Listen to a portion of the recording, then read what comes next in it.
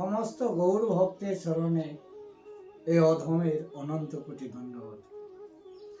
কৃপা করে কৃষ্ণ ভক্ত গৌর ভক্তের কৃপা ছাড়া কোনো কার্যই সিদ্ধি নয়। আপনারা কৃপা করে আপনাদের রাতুর চরণে অধমের একটু জায়গা।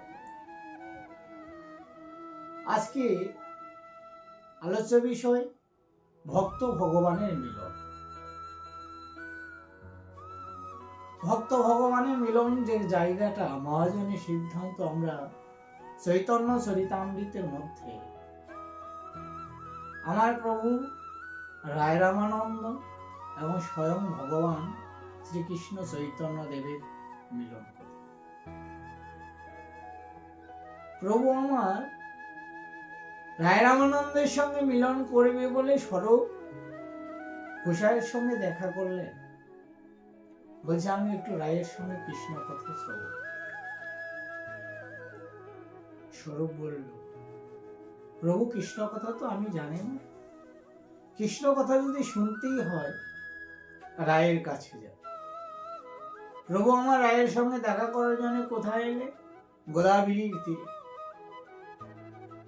বৈদিক ব্রাহ্মণ যারা রায় শূদ্রর ছেলে বলে রায়ের সঙ্গে তারা বিভেদ করে থাকে। আজকে দেখো ভক্ত ভগবানের মিলনে আজকে ভগবান অপরূপ রূপ ধারণ করে গোদাবরীর তীরে দুহাত তুলে দাঁড়িয়েছে। বৈদিক ব্রাহ্মণ যারা সুপুরুষটি সেই সুন্দর মানুষটি দর্শন করে বলছে এত অপরূপ জ্যোতি যা, তিনি গোদাবরীর তীরে দাঁড়িয়েছে কার অপেক্ষায়? দেখো ভক্ত যদি ভগবানকে ডাকে ভগবান অস্থির হয়ে যায়। রায় রামানন্দ তর্পণ সেরে যখন উঠে এলে এসে দর্শন করলেন কাকে? আমার গৌর সুন্দরকে। গৌর সুন্দরের সঙ্গে সেই গোদাবরীর তীরে প্রেমালিঙ্গল দিয়ে দুজনে ধোলায় গড়াগড়ি গেলেন। বৈদিক ব্রাহ্মণ যারা তারা অবাক হয়ে ভাবছে শূদ্রের সঙ্গে এত বড় সুপুর সন্ন্যাসী আজকে মিলন করবে। তেমন ভক্ত যেখানে যেমনই হোক না কেন, যদি ভক্তির জায়গায় দাঁড়িয়ে থাকে তাহলে ভগবান তার কাছে বাধা পড়ে। রায় রামানন্দ প্রেমের পূজারী, না আমার প্রেম জগতে বিলিয়ে দিলেন আমার গৌর সুন্দর। প্রভু কৃপায় রায় রামানন্দ না আমার প্রেমকে আঁকড়ে ধরে গোবিন্দের সান্নিধ্যে থাকে। আজকে রায় রামানন্দকে পেয়ে আমার মহাপ্রভু বলছে, রায় তোমার মুখে দুটো কৃষ্ণ কথা শুনতে চাই। রায় বলছে, প্রভু আমি তো কৃষ্ণ কথা কিছুই জানি না, কৃপা করে তুমি যদি আমাকে বলাও তাহলে আমার সম্ভব। রাই এবং আমার গৌর সুন্দর ভক্তা হলেন কে? রায় রামানন্দ। শ্রোতা আমার গৌর সুন্দর। ভক্তির মুখে কৃষ্ণ কথা শুনতে ভগবানও ভালোবাসে, কিন্তু এমনই দুর্ভাগ্য আমি জন্ম নিয়েছি প্রভুকে কথা দিয়ে ভূমিষ্ঠ হলাম কৃষ্ণ কথা শুনবো এবং শোনাবো বলে, কিন্তু মায়ার পাকে পড়ে সমস্ত কিছু ভুলে গিয়ে আজকে বিষয়ের উপরে জীবনটাকে ভাসিয়ে দিলাম। না, জীবনে চলার পাথেয় হলে আমার গৌর সুন্দরের সঙ্গ করতে হবে। গৌর সুন্দর কারণ আমার গৌর সুন্দরের অংশ সমস্ত জীবের মধ্যে আমাকে বেছে নিতে হবে। আমার গৌরকে যারা ভালোবাসে তাদের সঙ্গে সঙ্গ। আজকে রায় রামানন্দের মধুর মিলনে জীবকে বুঝিয়ে দিলেন যে ভক্ত ভগবান দুজনের মধ্যে যদি সম্পর্ক তৈরি হয় সেটা মধুর সম্পর্ক, যে সম্পর্কে টানাপোড়েনে মায়া তাকে ঘিরে রাখতে পারে। দাপরে আমরা যদি লক্ষ্য করি, দাপরে এখানে আমার ভগবান শ্রীকৃষ্ণ এবং সুদামা দুজনে বাল্যকালে বন্ধু ছিল। ভাগ্যের ফেরে সুদামা এমনই দরিদ্র হয়ে উঠলেন যে ভিক্ষা করে তাই জীবনযাপন করতে হয়। 20 বছর যাবৎ সুদামার স্ত্রী এক বসনে ছিলেন। সুদামার স্ত্রী সুদামাকে বলছে, প্রভু, তোমার বন্ধু কৃষ্ণ নাকি দ্বারকার রাজা, তার কাছে গিয়ে তুমি কিছু চাইলে সে অবশ্যই তোমাকে ফেরাবে না। সুদামার মনে পড়লো, কতদিন আমার কৃষ্ণের সঙ্গে দেখা হয় না, আজকে যদি চাওয়াটা বড় কথা নয়, যদি আমি আমার কৃষ্ণের সঙ্গে দেখা করতে পারি তাহলে আমার খুব ভালো লাগে। সুদামার স্ত্রী কথা শুনে সুদামা ভগবান শ্রীকৃষ্ণের সঙ্গে দেখা করার জন্য বেরোবে, নেওয়ার তো কিছু নেই। সুদামার ঘরে ছিল ক্ষুদন্ন। সুদামার স্ত্রী ক্ষুদন্নটা ভেজে সুদামার পুটুলিতে বেঁধে দিলেন। সুদামা কৃষ্ণ দর্শনে লাগিয়ে সেই খুদের অন্নের পুটলি নিয়ে যাচ্ছে, বারবার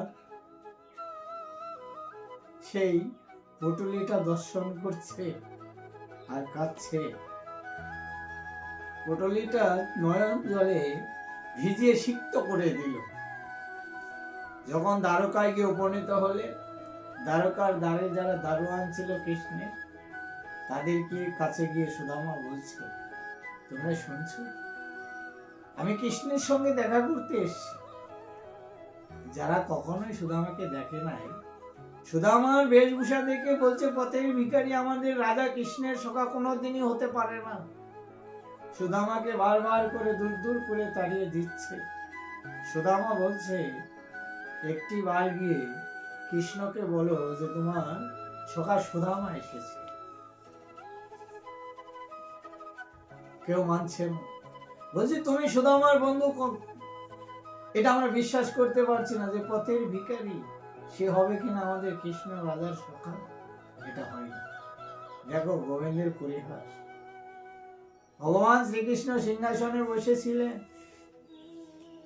সুদামাকে নিয়ে সবাই যখন সুদামাকে দূর দূর করে তাড়িয়ে দিচ্ছে, ভগবান লক্ষ্য করলেন, অন্তর্যামী গোবিন্দ দেখছে দ্বারে কে যেন এসেছে।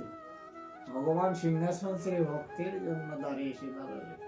এসে দেখছে সুদামা এসেছে। সবাইকে বলছে, ছেড়ে দাও, সুদামাকে ছেড়ে দাও। সুদামা আর কেন আমার বন্ধু।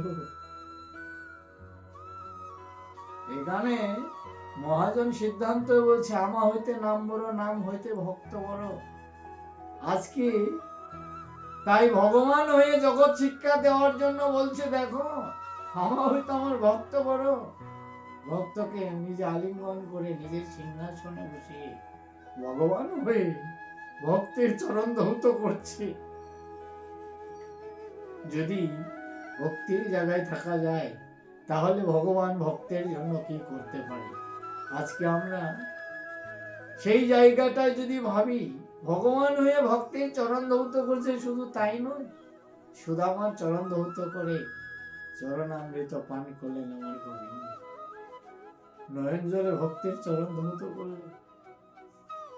চরণ ধৌত করে সুদামাকে নিজের হাত দিয়ে বসন পরিধান করিয়ে সুদামাকে বলছে, সুদামা তুমি যে এসেছো আমার জন্য কিছু আনন্দ। সুদামার ক্ষুধান্নটা সুদামা পিছনে লুকিয়ে রাখছে। আমার কৃষ্ণ রাজা, তাকে আমি এই ক্ষুধান্ন কি করে দিই।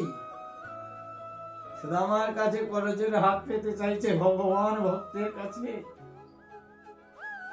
সুদামা কাঁদছে, সুদামা কোনো কথা বলতে পারছে না। ভগবান ভক্তের কাছ থেকে প্রসাদ কেড়ে নিয়ে আস্বাদন করে।